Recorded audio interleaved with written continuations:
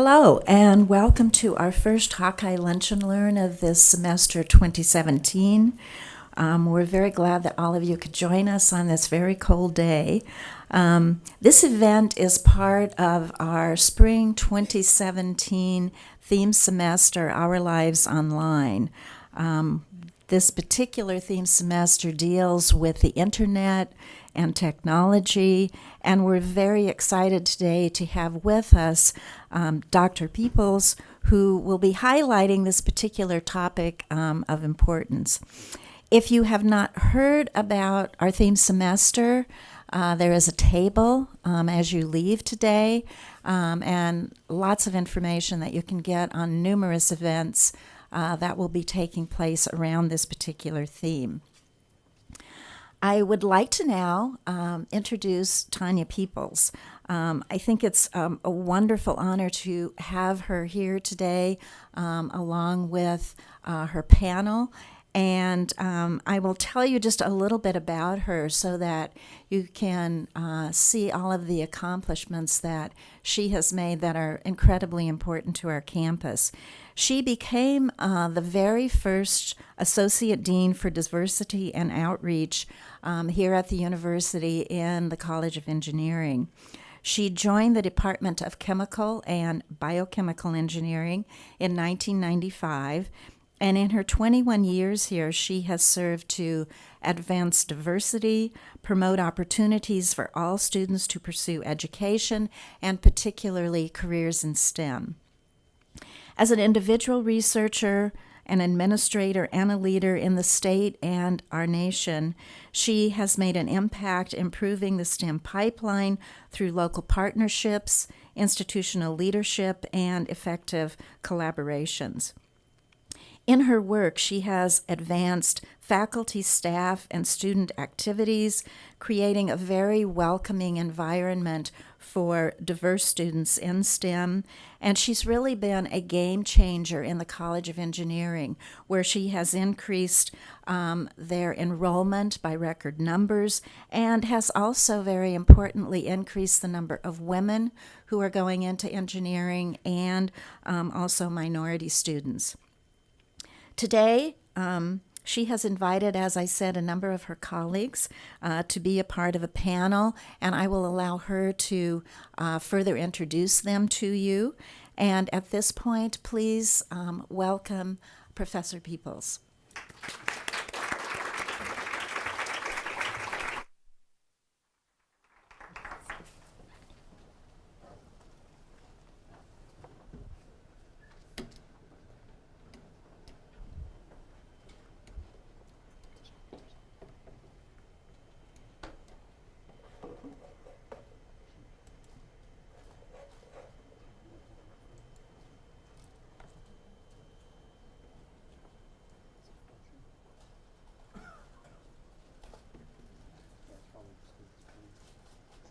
So I'm delighted to be here today to talk to you about women in technology. That's the topic of our conversation today. And what I would like to do is spend maybe a short bit of time giving you some inspiration and sharing some stories and getting us to think about how we as a community can encourage and advance women in science and technology, particularly technology that we're talking about today.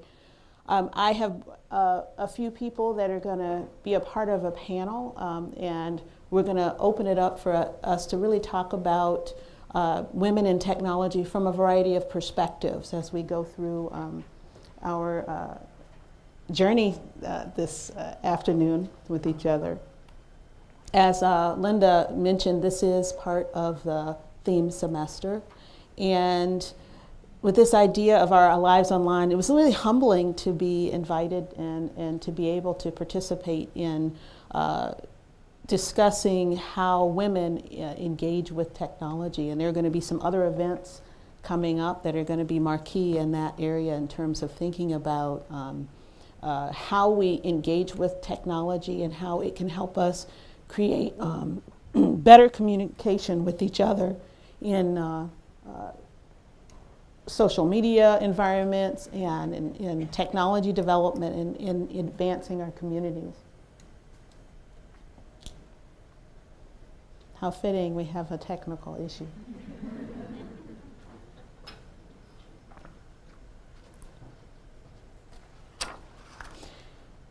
Given that we have a little bit of limited time, I think I want to go ahead and talk a little bit, and I have some images that'll help stimulate some of our conversation as we get our projection going. But really what I want to do at the outset is to define some terminology.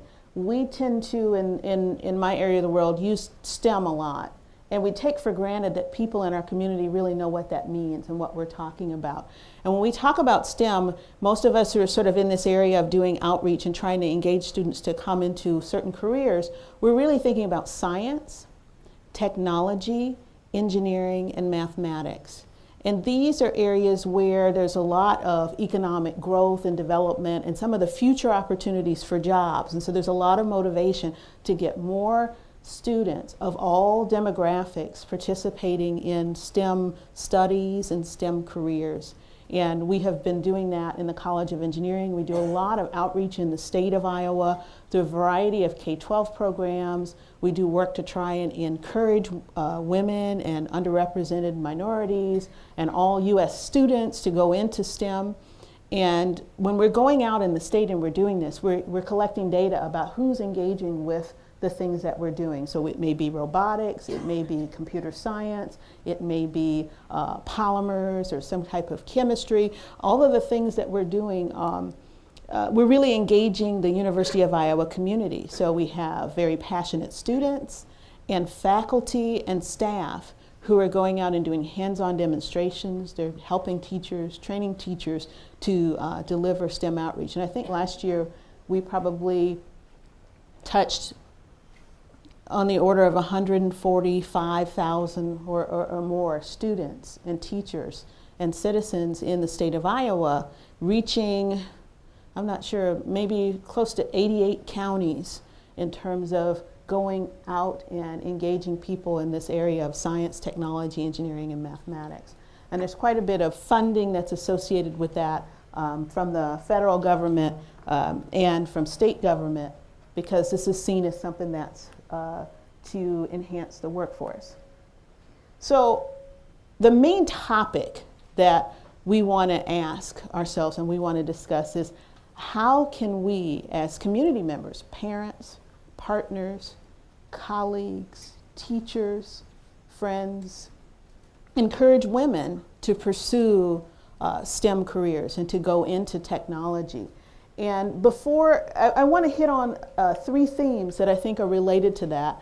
And those themes are that we need to inspire, and that means encouraging people to do the next step on their journey in STEM, whether it's taking the next level of math or applying for a certain type of job or pursuing a certain type of training. We want to inspire people to do that next step in STEM. And the other piece that we want to do is we want to acknowledge the people who have entered into STEM. And so in doing that work of acknowledging folks that have been in STEM, it's to tell the story that women have been in technology for decades, and they've been very successful and they've navigated that. And sharing those stories is an important part of giving people role models or aspiration to say, oh, I can do it too. And that's a very important piece of telling the story of women who've been in the technology field. And the third thing that I think is an important theme is connecting people, in particular connecting women in the technology community as a community of people doing fun stuff that advances society, and helps us make the world a better place. And that idea of connecting women at all levels is important in terms of helping women navigate the climate that exists in technology. And we're going to talk a little bit also about the things that impact women as they're pursuing technology fields. But before we get into the how, that's our work together, is to think about how do we do it. Sometimes we have to answer the question why. Because there are people who still doubt, well, why should we push women into technology? And even with that language, there's an assumption made about women that I think that's what we're trying to think about. How do we approach countering those things? And so we think about women going into technology. The reason we want to have more women in technology is we need an educated workforce to carry out and solve the problems of the future, and we don't have enough people. And if we look at the data about women in computer science or technology-related fields, we can see that if we compare 1985, 37% of the women getting bachelor's degrees, or 37% of the people getting bachelor's degrees in computer science were women. In 2014, 17% of the people getting bachelor's degrees in computer science were women. And so what we're seeing is we're going the wrong direction. And we want to think about how we turn that around. So that's a motivation for why. Okay. Another motivation for why, again, as we mentioned, is the workforce, is that that's the area of growth. The Bureau of Labor Statistics identifies computer science, engineering, mathematical sciences as places where the new jobs are going to be, where we're replacing people who are retiring, but we're also creating new companies that are doing the Internet of Things, and we need people who have those skill sets, and so we want people to move into that. And if women were fully represented in technology, in those fields, in STEM, we'd have about 1.8 million more skilled workers in our country. And so those are some of the motivations for that. And there's great groups, nonprofit groups, federal agencies that are studying this, whether it's the Bureau of Labor Statistics or the National Science Foundation, or foundations that are funded by the companies who want to have people working here in the US.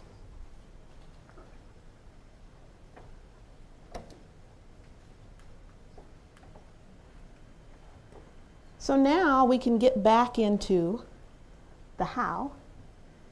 And the question is, how can we, as parents, teachers, colleagues, partners, community members, advance and support women in technology?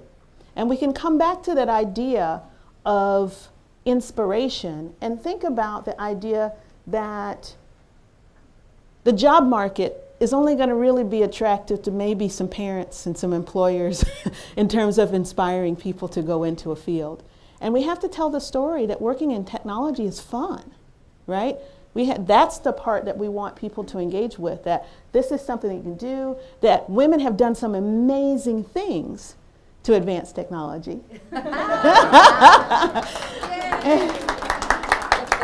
And the idea that women enrich that community, that it is a community of people working together. There's a lot of collaboration, a lot of teamwork, and that is very rewarding in how technology is advanced. So if we think about it from what we do from the outreach side and the K-12 side, we think about coding as a fun way to create things alongside friends. And that's a message that we share with women that are engaged on teams in our robotics competitions throughout the state. We have some all-female teams. We have some teams where we have a mixture in terms of male and female students working together to solve a challenge. And they have to design, and they have to program, and they have to test, and they have to tell the story of their mistakes in order to advance. And there's some great things happening in those kinds of things. I show here a picture of Bryn Berry and Bailey Hadnot. Bryn is one of our former students who was the president of the National Society of Black Engineers. She graduated with a degree in mechanical engineering, and when she was president, she had a passion for, we need to tell the story to African American girls that black girls do science. And so she was one of our founders of that program that we've had going on for several years now, and it's grown in its impact. And Bailey is another student. She graduated with a degree in civil and environmental engineering and carried on some of that work with Black Girls Do Science. And so we're heading into our 4th year of that program. We have had engineers from different companies come and talk to the students. We've had women in technology help with demos for some of the girls that are doing that. But the other piece of that is this opportunity to give back and to reach out and inspire others is fun for our students. And it's fun for me, and it's fun for the women in technology to sort of reach out and engage with other folks. If you look at First Tech Challenge, which is our robotics competitions, we've had, in the 2014-15 year, we had 65 teams in Iowa, or 65 tourneys in Iowa, 192 teams. And Iowa, I think we were behind states, ahead of states with much more of a population than we have. And the other piece to that is that this program was 40% female. So these types of activities are engaging women to get involved and to be a part of this community of problem solvers. There's also 16% underrepresented minority students. How many people have seen the Hidden Figures movie? Yes. I love that movie. And that movie is really the true story of Katherine Johnson, who was a mathematician, Dorothy Vaughan, who was a programmer, and Mary Jackson, who was one of the first engineers in the NASA aeronautics program. And what's interesting about this, at that time, in the 60s, these women were the computers. They were the technology. They solved the problems that helped people who were astronauts actually be safe and survive during space flight. And so they were very important in the space program. And it's really interesting that today, you know, this movie is being shown and the story is being told. And the message is women have been involved in technology for decades, right? They've been involved in technology for decades. And here's a picture of some of the women computers from NASA. NASA just recently, in 2016, dedicated a building on its campus to Katherine Johnson for her work. At the time Katherine was doing this work, her name didn't get on any of the papers and reports for all the problems that she solved. And so one of the issues that we have for women in technology is the stories of women in technology are slow to be acknowledged and told. And we have to have that history to counter the people who say, well, girls aren't interested in math, they're not good at math. What are you talking about? Girls were doing the math and the guys were doing something else. All right, and so this idea of how do we lose that knowledge or how do we sustain it? And this was very important to me personally because I'm an engineer. And I was an engineering college student in the 80s. And I never heard this story. Nobody told me this when I was going to school. And I asked myself, why not? Why didn't I learn this story? And so for me, this is an opportunity to tell the stories of other women. We're going to have some storytelling a little bit today, but I want to tell you about a woman I know. Danette Allen is leading a robotics lab at NASA. She is leading the lab that is designing intelligent machines. So she's working in artificial intelligence at NASA. And she started her career at NASA, but I met Danette when I was a freshman in college because she was my college roommate. And she was only one of 2 women in electrical and computer engineering at the time.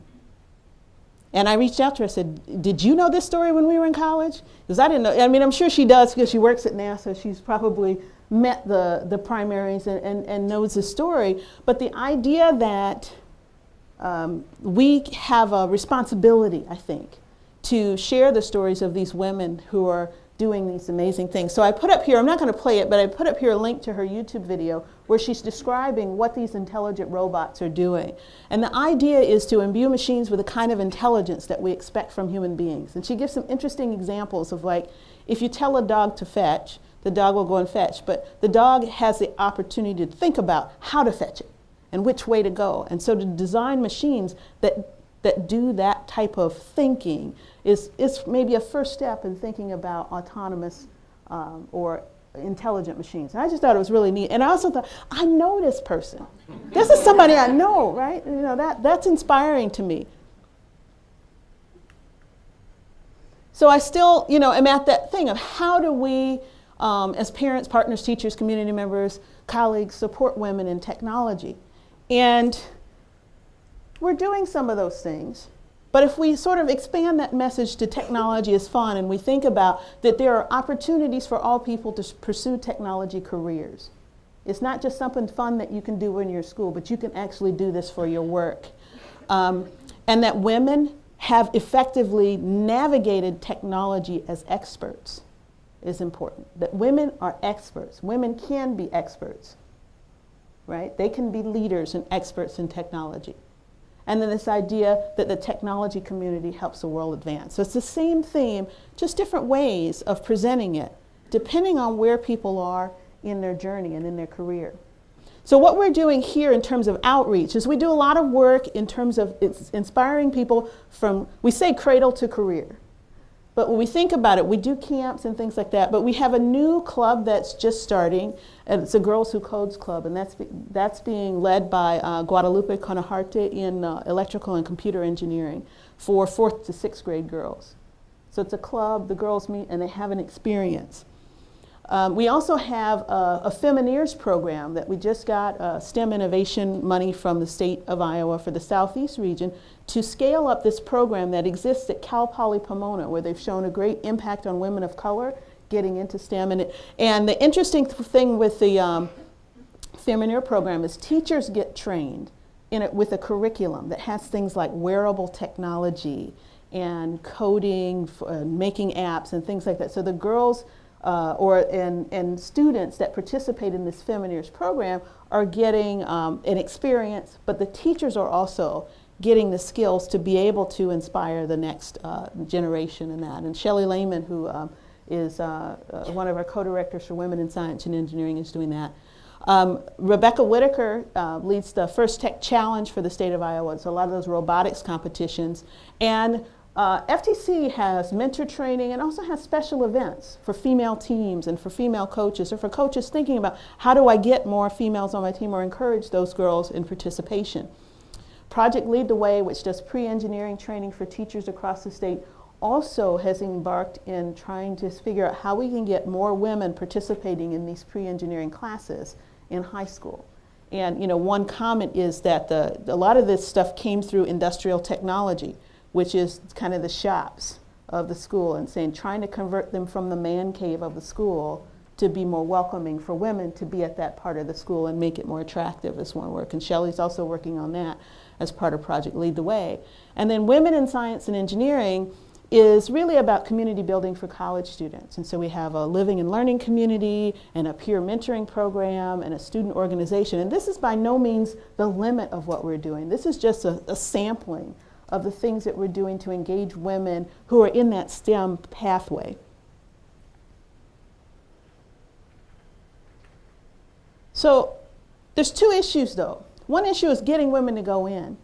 And the other thing is what happens when women are in these careers.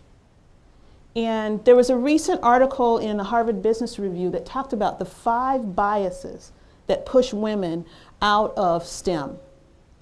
And if we were to sort of go through a laundry list of them, it's prove it again, tightrope, maternal wall, tug of war, and isolation.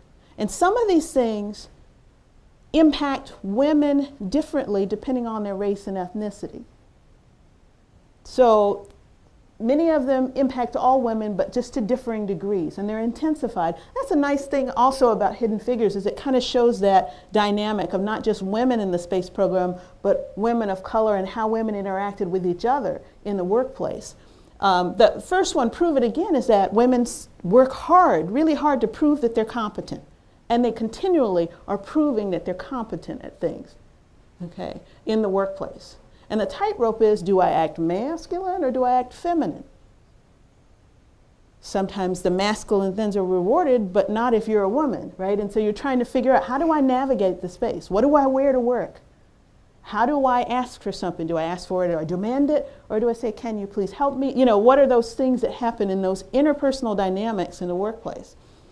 The maternal wall is not just that you had a baby, but the thought that you might have a child impacts your path in the workplace.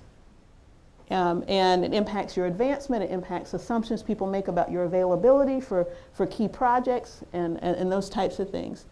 And the tug of war is an interesting thing, because there are women who have successfully navigated STEM, but not all those women had the same experience. And not all those women connect with the new women coming in a way where they're saying, come on in, I'll show you the ropes. There may be a little bit of tug of war in terms of, well, this is the way it was for me, this is the way it has to be for everybody. And the idea that women are individuals and each one makes their own choices and makes their own navigation can be a tug of war in the workplace. And the fifth one is isolation, just you don't have community. Maybe you don't have people that you feel that you trust to answer questions, or you don't want to be perceived as being incompetent, so you're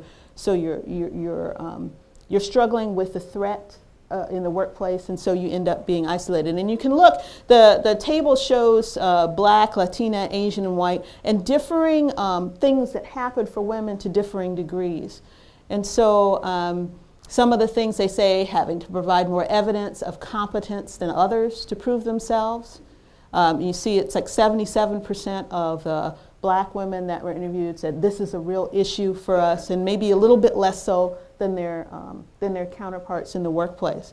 If you look at colleagues suggesting they should work less because they have kids, you know, who would think that? And it seems like it's a higher percentage of Asian women are hearing that. I find that interesting too. You know, what's going on there.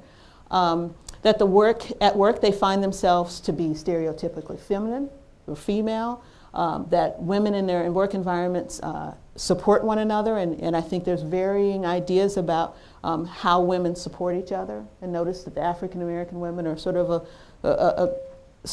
I don't know if it's significantly lower, but I see a difference between them and the rest of the community. And then they're mistaken for administrative or custodial staff. That happens. So if we think about these ideas that there are biases that push women out, a solution to that is this idea of connection. Women connecting with other professional women in technology. It helps people sort of share stories and check in with somebody. Is it just me, or is this what's going on? To be able to say, I think this might be happening, and to have somebody that you can check in with that about that. In my own career, when I started in chemical engineering in '95, I was one of 6 African American women in the country who were faculty in chemical engineering programs. And we used to get out for lunch at the national conference. And that became meaningful. That became something that was important for us, to get together, check in with each other about what was going on, share stories about how did we navigate this issue. Right? And so it's not just about feeling good, it's also about strategy. It's about other people to help you advance your career and give you advice and sponsorship. And so there are a lot of organizations here. I kind of investigated, I'm not members of all of these, but I investigated some of these that are organizations for women in technology. And we have the Women in Technology International, the National Center for Women in Information Technology, Tech Women, Girls in Tech, the Anita Borg Institute. I'm most familiar with the Society of Women Engineers because we have a student chapter here, and I'm also a member of that organization. But the idea that we can interrupt bias and we can foster advancement through those kinds of connections are important.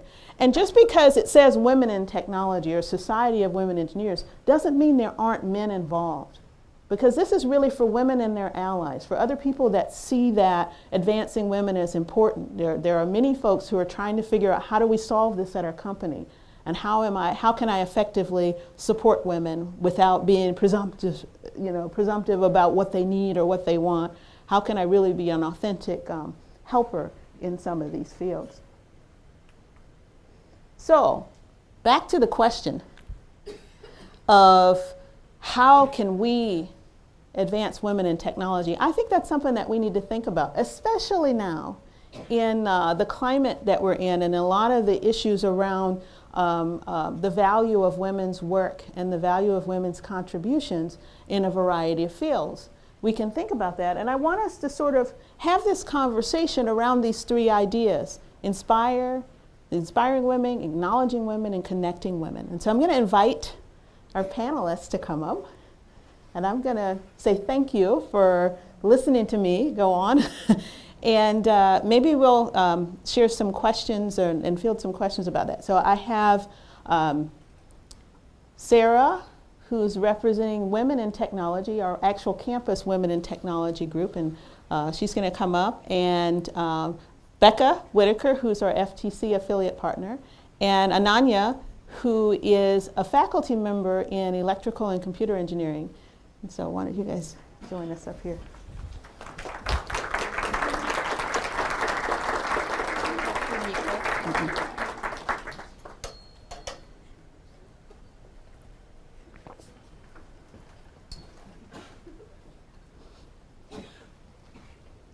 I like doing things with friends, so.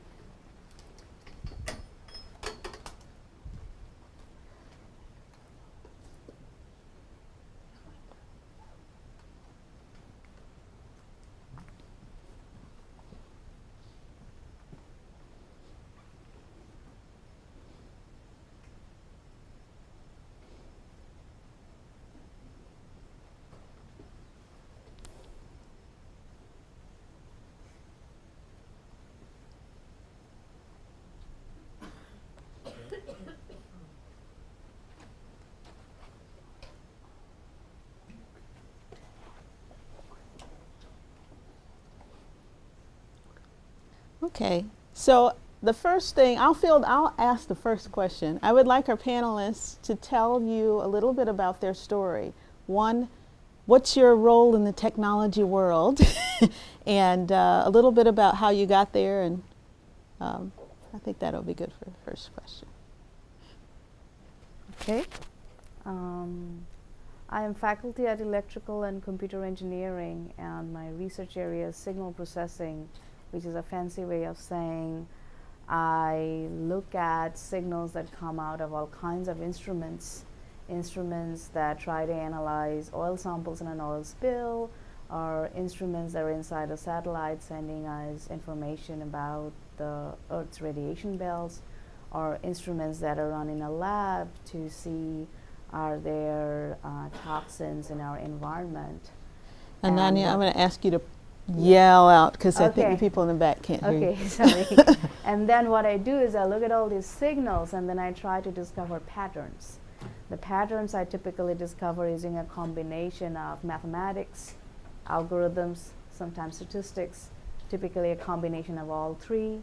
There's a lot of trying this and that to figure out what is the best way of understanding something. There's a lot of interdisciplinary collaboration.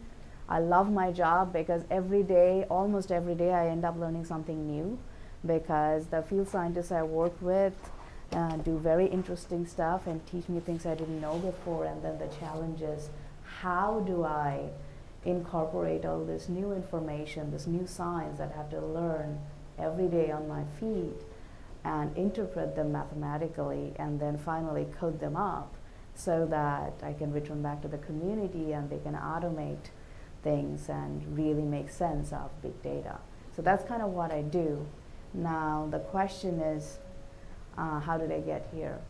Well, I could tell a long story, but the short version is, I come from an interesting heritage. My mother was a physics teacher, and she taught physics to high school girls all her career. Her mother, my maternal grandmother, led one of the first high school for girls in pre-independent India. And even though she never had a math degree in her heart, she was a mathematician. So for me, given this matrilineal heritage, I had role models in the family who would not let me ever think that I could not do STEM. And I realized how lucky I got there.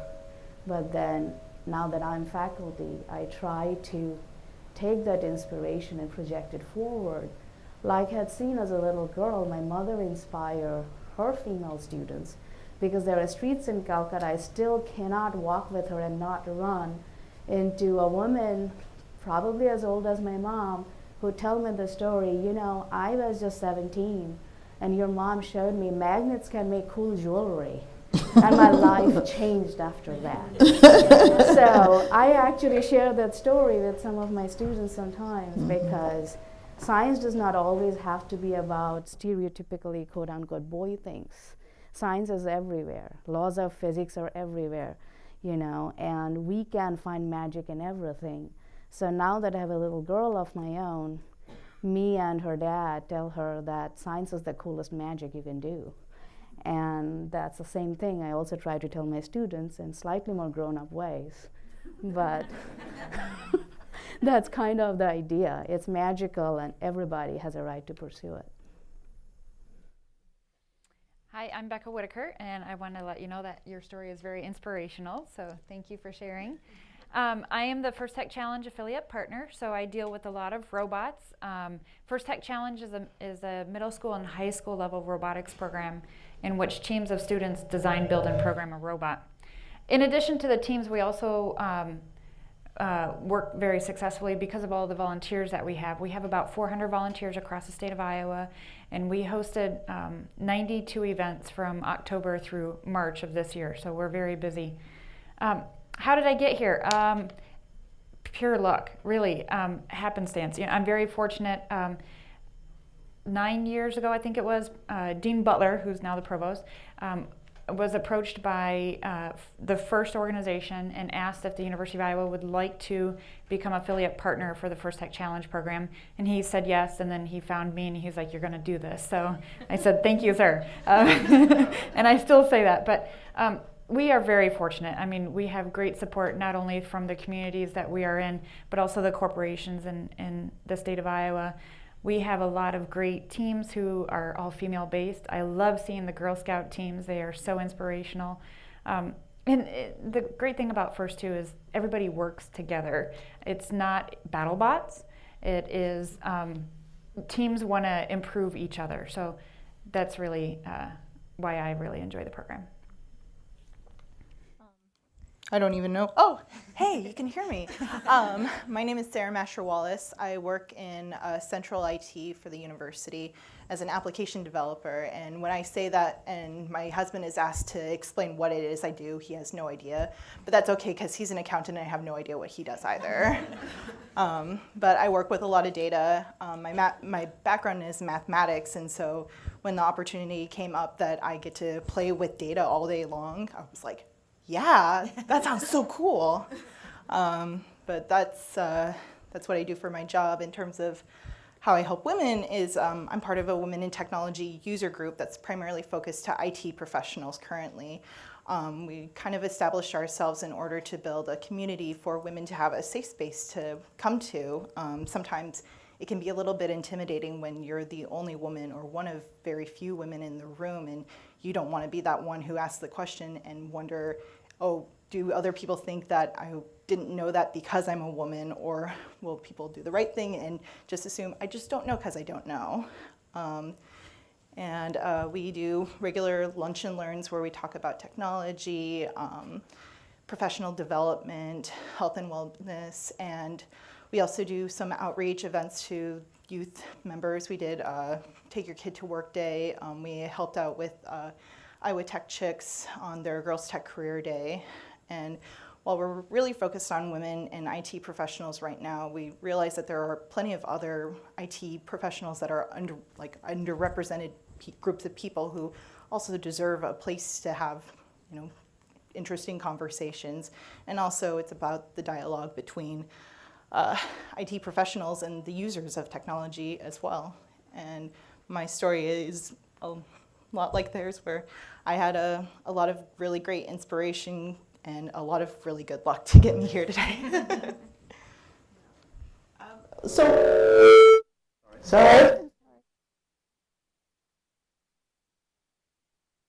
Okay. Thank you. I'll stand over here. I probably should stand over here. So the next question that I had was really about the idea of acknowledging women in technology. If you think about whether it's the Hidden Figure story or another story, what are some ways do you think we could go about doing a better job of telling the stories of women in technology? Well, I can share how I try to do things in class. So sometimes when I teach something really cool, I try to take examples from real life or the history of science. And that gives me this portal to actually do my research. and acknowledge where women and minorities in STEM actually made a contribution that may not be hailed as much. So that's one of the easier ways. But another way, I will say, acknowledgement happens at a micro level, which also ties into the inspiration thing. I have found, particularly with female students, acknowledging them when they have had what they think is a silly idea, but is really a smart idea. And then say, you know, if I were to run with your idea, it would be very similar to this thing this scientist in the past tried, and that led to this huge thing. And I found that very effective, because regardless of whether the scientist long ago had a similar idea, was male or female, then this young woman is thinking, wow, I could be that person. And that was not a stupid thing to suggest. And I do find when we acknowledge, while we acknowledge the past, it's almost more important to acknowledge the future, what it can be. And I kind of try to drag it out. And that's kind of how I do it, I guess. And I acknowledge all my mentors, people who inspire me. It's easy for me to do given my personal history, but it's a combination of the three. I would say a good way to acknowledge women in technology is to develop maybe a mentor-mentee relationship. I know that there are several folks across the state who it is a coach of an FTC team because they had a great coach that inspired them. So they want to give back to the community and help inspire the next generation of students. On a personal level, I have an 11-year-old daughter. For those of you who have a preteen daughter, you understand it's a little difficult. But what I have done is I have bought a lot of the Who Was books, and I have specifically focused on the female Who Was books. She has a school project, and she could have picked anybody in the world to do a little biography on, and she decided to pick Madame Curie. And I was so happy because she's a chemist and she's a woman. So I think the whole acknowledgement, the mentor-mentee, and providing the resources to the young ladies, just kind of slip those books in or do something that they don't realize that they're being acknowledged. So, in terms of encouragement, one of the things I like to do for fun in my head is something was developed or worked on and no women were involved. What would have happened or what would have been improved if a woman was involved? For example, the original designs of the seatbelt, all the people working on it were men. And so when women were in cars, they were more likely to get hurt because we have different body proportions. And there are things that we can prevent just by, having a little bit of foresight about that kind of stuff.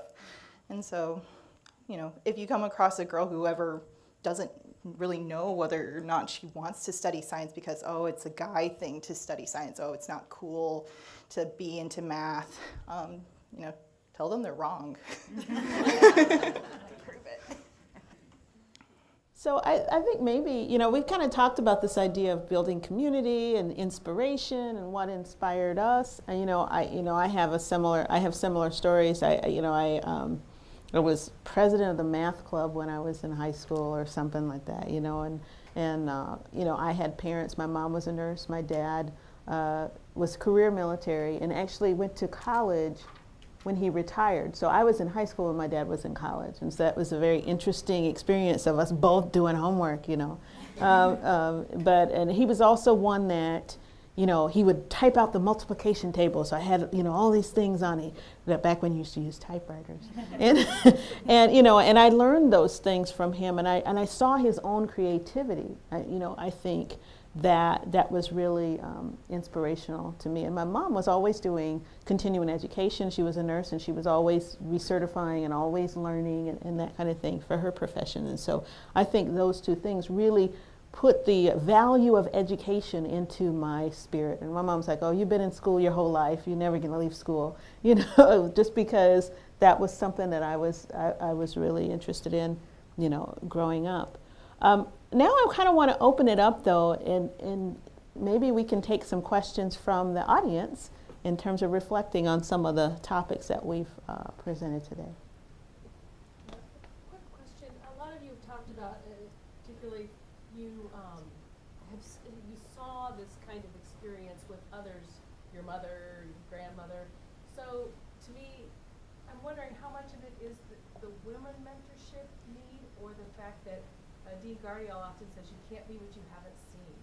And is it that we haven't, as women, seen these roles, or is it that we don't have women mentorship, and how do we expose it? I know women in finance, I often, when I teach, they're in it because they saw their father in finance, and so they were at least familiar with it. So can you speak to that, whether that is also an influence of your dad could take you to work for a day, even two, to get more women exposed? What are your thoughts on that? I definitely see, I definitely relate to the influence of my father, who was more the researcher and the let's look it up and let's figure it out, that kind of parent. And I think that in my experience, I was very lucky. I didn't realize how lucky I was, because when I was an undergraduate, there was one woman faculty member in chemical engineering. She was one of the first 3 in the country of women in chemical engineering. And I don't know if I took that for granted. I just didn't know it wasn't like that everywhere, But I think there have been times in my career where I've looked around and I'm the only woman in the room. And there have been men who have been sponsors and allies and saying, I think you'd be good at that as well. And so I think that men play a role in encouraging women and exposing them to that. And I think part of it is whether they're willing to say, I see this in you, right? I think that makes a big difference. So. Personal story here. Growing up, I did not have any role models that were of the engineering background. My mother was an accountant. My father worked in the trade services.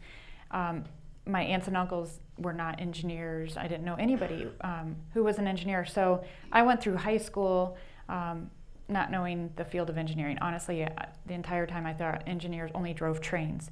So when I got to college and the girl down the hall from me, she said she was an engineering student, I was like completely mind blown, because I was like, what do you want to do? You want to be in a train the whole time? She's like, no, I can do this.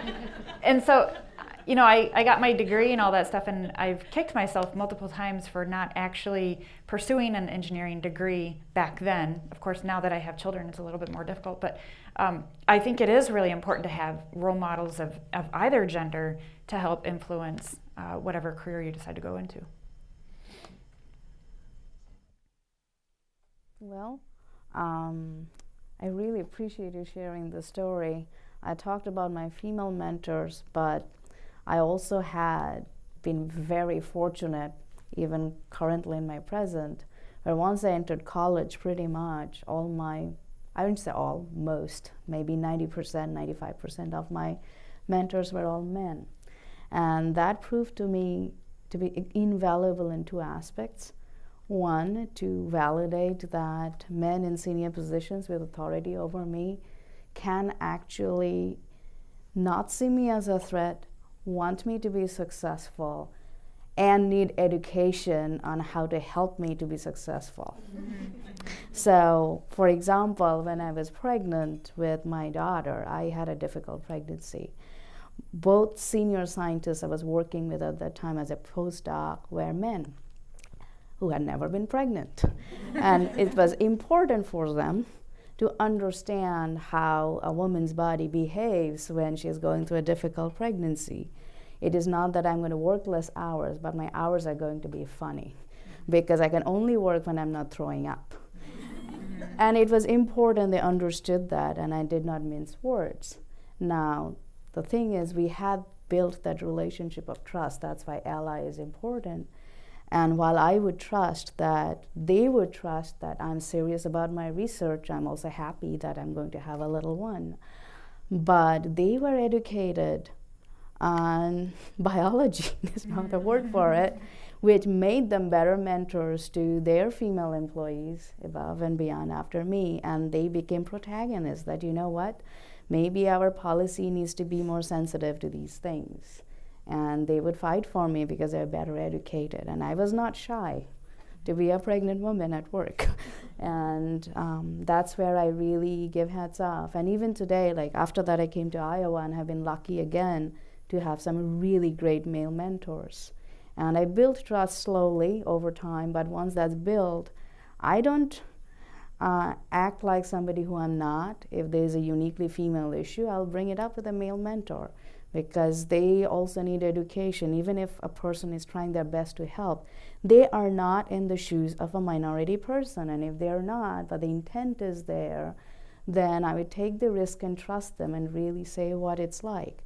And have found every time I've taken the risk, it has brought us closer, educated the mainstream, and they have the louder mouthpieces. I also have great female mentors, I must say. And Tony has really helped me how to sometimes document ways in which I can improve myself or help others, and that's something I really, really appreciate. So it happens in different levels, and I do think there are many allies out there who are also there to help, and we need to be more accessible and draw them in with equal passion. So I had an interesting relationship when it came to mentorship growing up. I'm Asian American and I'm a woman, and so some of the stereotypes are that Asian people are really good at math, and my mentors usually acknowledge that. But then women aren't good at math, and so I often just kind of got like these mixed messages of like, well, you're supposed to be good at math, but you're not supposed to be good at math. So what are we supposed to do about that? I mean, there's a lot of great male mentors out there, but sometimes it would be nice to have a female mentor every once in a while. But just looking out for other people in the room and realizing, you know, oh, there is another woman in the room, maybe I should go talk to them, and becoming each other's allies, becoming each other's mentors to help you through all these kinds of difficult situations that you might run into.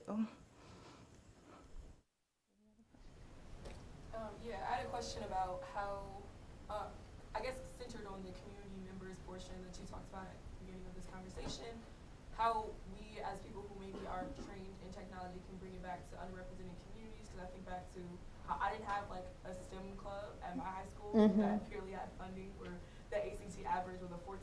In what ways can we go back and introduce these concepts on more than just a surface level? Science and technology is good. What are some kind of tangible methods that we can bring? You want a robot? No, seriously, we can take a robot out to your community. You can try to drive it, have it there, develop a team. It'll be a long-term learning program for them, not just a one-time, one-and-done kind of thing. Yeah. So it's in Detroit. So I don't know if you want to go on a road trip, but Sure. Yeah. No, you said Detroit? Yeah. So we are actually having the World Championship of First Tech Challenge in Detroit, not this April, but next April, and it's completely free. I would certainly encourage everybody in your community to come out and check it out. What did you say it was called? The World Championship for First, and that'll be April 2018. And I think the other thing is there are allies. Yep. I know folks at Wayne State. You know what I mean? So you know people in these communities, and that's part of the thing, is that sort of building of allyship. But it's not just people in STEM, it's community members. And so we work with the Boys and Girls Club of Cedar Rapids and Lori Ampey's group. We're working with Upward Bound. We're working with the neighborhood centers of Johnson County. When we do tutoring, we're bringing kids in that community. And when I was in, as a part of my professional society, we would do what you call urban outreach, where if we had a conference, a professional conference in a town, we would try to find the school with the low SES or whatever. We say, okay, we're going to go to that school and we're going to, you know, do a hands-on thing. And that is kind of, it is a one and done, but it's also the relationships that I built from that really advanced my ability to see the community. Do you know what I mean? Like when you're so used to sort of your academic life and that, and you're not sort of stepping out in the community, there's an issue that we need to do is in the STEM community is to share our stories with the general public. We need to think about what level we're talking at so that people understand what we're doing and understand the message that it's cool. We enjoy this. We work really hard, but we really like what we're doing. And there's opportunities to solve problems, to make the world better, and all of those things. And so part of it is how do you bridge literacy in science? And some of the things we're doing with outreach and engagement, I think overall, this Our Lives Online is a perfect example, because we're really, the underpinning of this whole theme is technology. But you've got artists coming in and talking about it. You've got activists coming in and talking about how they're using social media, how their technology is supporting them advancing the issues that are important to them. So I think there's some rich opportunities for us to do that, but we have to see each other. And I think that's one of the issues in our country. We're not seeing each other. We need to see each other in terms of the people who are doing the science and technology and the people who are benefiting from the science and technology but not necessarily engaged with it on a daily basis. So when I was an undergraduate, I worked in a NSF-granted summer math camp that was specifically targeted to kids who were eligible for free and reduced lunches. These kinds of programs are the perfect opportunity to reach out to the people who aren't lucky enough to have, the family background that encourages you to study science or don't necessarily have the financial means, because a lot of the kids in the program were convinced that they did not have enough money to go to college, weren't informed about financial aid and having these kinds of programs. And if you are lucky enough to be the kind of person who has all these opportunities, seeking them out, starting these kinds of programs, reaching out to your community is really great.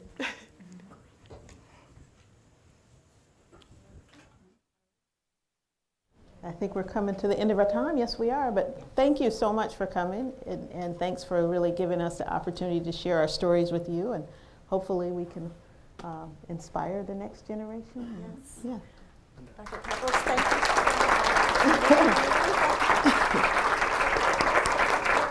Many thanks to your panel. This has been really fantastic. Thank you so very much. A wonderful beginning to our theme semester and very much on topic. And thank you all for coming.